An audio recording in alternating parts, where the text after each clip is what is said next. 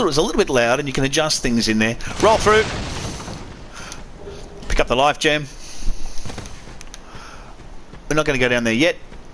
Up the top. And around the left.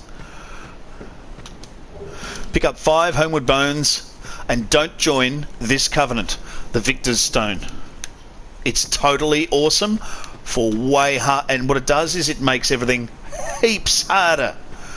Makes the baddies harder, makes you weaker, etc, etc. Fantastic and amazing for highly skilled people who just looked at this game and thought it's nowhere near hard enough, but that ain't me. However, I've spoken to people who are in that covenant and they swear by it and think it's fantastic. So if that's for you, give it a go, see how you go, and if you shift covenants, then maybe they'll let you off the hook. Roll through those, go over here, pick up the soul of a nameless soldier. We've got lots of souls, we'll talk about them in a minute, and a life gem. Come and say hi to this guy.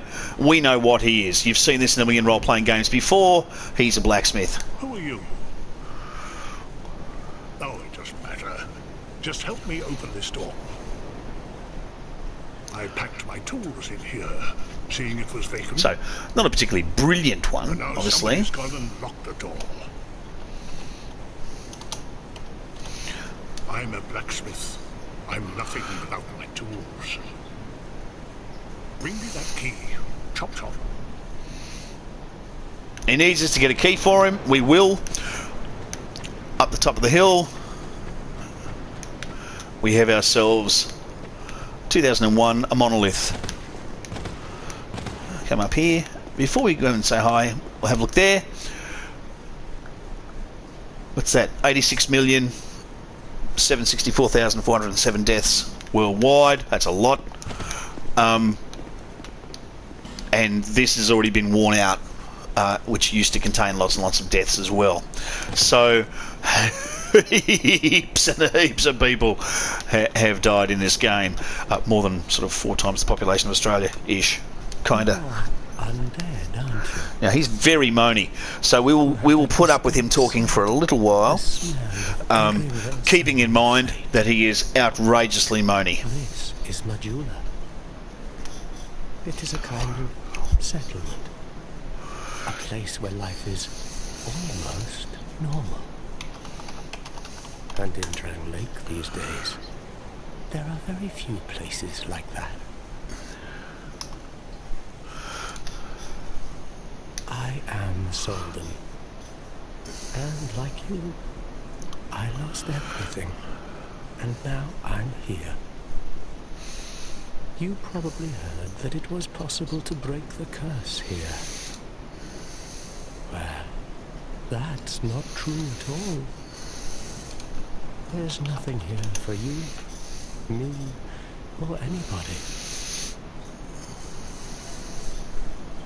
Do you know much about souls? So, Solden is a failure. Sentient or no, what we call the curse is traceable to the soul. Do you see what that means? To be alive, to walk this earth. That's the real curse, right there. And that's quite a predicament. There are 4 beings in this land. Now he's going to tell us all about some gameplay reality. There are 4 bosses in sort of old school gaming parlance. At least 4. There are tons, but there are 4 that we need to get initially to do some cool stuff and move on to do some other stuff. And he's telling us about that. Now, the reason we're going to talk to him a little bit longer is he's going to give us something useful. We're going to get invaded. He's going to tell us all about the Blue Sentinels. Now, the Blue Sentinels are a covenant. Now, covenant is, of course, an ancient word, again religious, and this is a very religious game. And covenant means almost a contract, almost a legalistic contract between you and a god or a group of people. And of course, Many religions, many of the world religions speak of the covenant between God and man, a sort of an understanding, a sort of agreement between God and man that involves man doing stuff or humanity doing stuff, which, let's be honest, it usually just doesn't, and God sort of paying off with eternal life and things of that nature. So, last person to meet. Before we meet her, what we're going to do is we're going to eat some stuff. We picked up quite a few souls along the way, so let's eat some of them. Soul of Lost Undead. If you click on it and use it, you'll see that it adds numbers of souls to us. So we're going to use 2 more of these. And the bigger the soul, the more souls it gives you. Alright, we now have 2,400 souls, and we can go and talk to this person here. Just before we do, I want to talk about this idea of a curse. And a curse is, well, a wish or a curse is a connection between man and God. It's a connection between humans and the supernatural.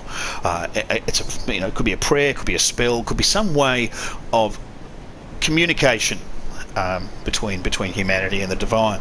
And most world religions have some form of communication along these lines. Cursing is where you call upon supernatural powers, call upon God, call upon something to inflict pain and suffering and misery. And curses are things that gods do, God does, and gods do, and they do them to punish humanity for evil acts. And of course that brings us back to sin. We're going to talk a little bit more about the kinds of sin that happened and what happens with them. But first we're going to meet her. Are you the next monarch?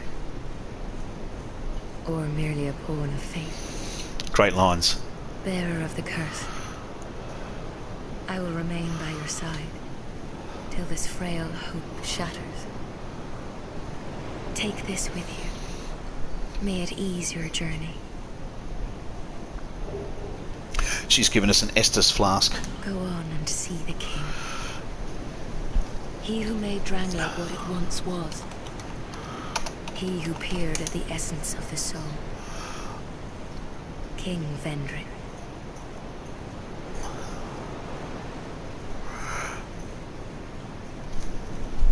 Bearer of the curse, seek misery. For misery will lead you to greater, stronger souls. You will never meet the king with a soul so frail and pallid.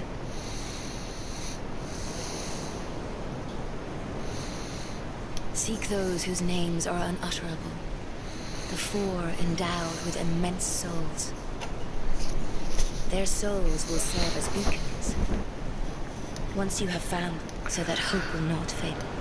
Okay, what that means in practical terms is go kill the big baddies. When you do, bring back their soul to her. You can do stuff with it. Either get a whole ton of souls for yourself, or buy some things, or change your state. Let's have a look at that word Estus. There's lots of language stuff in here that's very important. Let's equip them.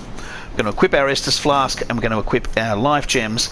Estus sounds Latin with a US on the end of it. Is kind of Latin, and comes sort of from esse, the verb to be. So it's almost like Estus means an affirmation of self, an affirmation of life, an affirmation of being. Now our curse is to remain undead. Even though we must fight to be the king, we know that we will suffer and never be able to achieve humanity again. As in, we are in a state of the fall.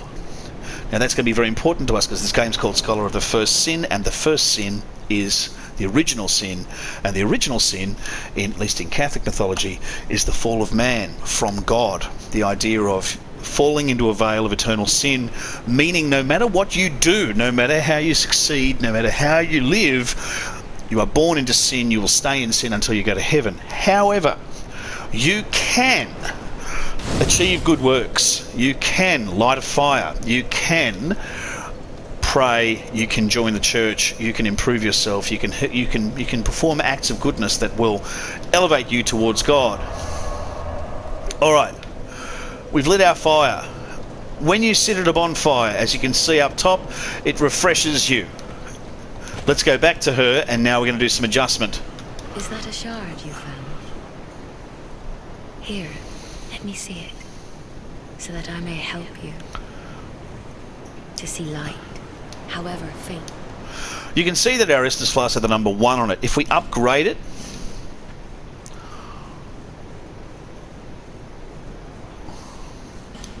we've strengthened our Estus flask. We're also going to level up at this point. We now have 2 of them. First thing we're going to raise is our intelligence to 10. And then we're going to raise our strength. No, we're not going to raise our intelligence to 10. First thing we are going to raise is our strength. And then our strength and our strength. Our strength up to 10, I think. Let's do that.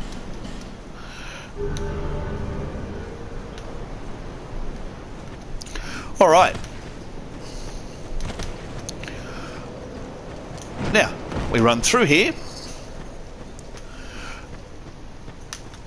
Now that we've run around naked for a bit, let's put some clothes on. We can put on our dodgy hood, our dodgy tunic, our dodgy machinettes, and our dodgy trousers that we had on before. And we can race through here, through this first tunnel, around to your left. Pull this lever!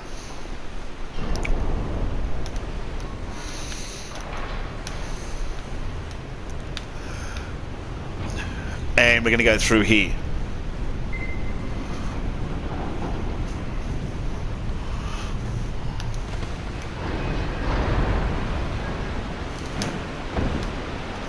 Alright, options. We can go around and around, or we can go down. I recommend dropping down here carefully. Open up the chest. Now we're going to practice our jump and roll. Pick up the human effigy and jump and roll through here. We're going to jump and roll. Pick up a homeward bone and another soul. Alright. You can see there is that baddie. We're going to have to run straight past him. We are in no fit state to deal with him. So we're going to sneak around to the left. This is the Forest of Fallen Giants. It's going to bring us into some LORE from this game. Sneaking around to the left, we bile past, and if you can make it to a bonfire without being followed and light it, it resets the enemies. We didn't make it. Oh. Alright, we got that first one down.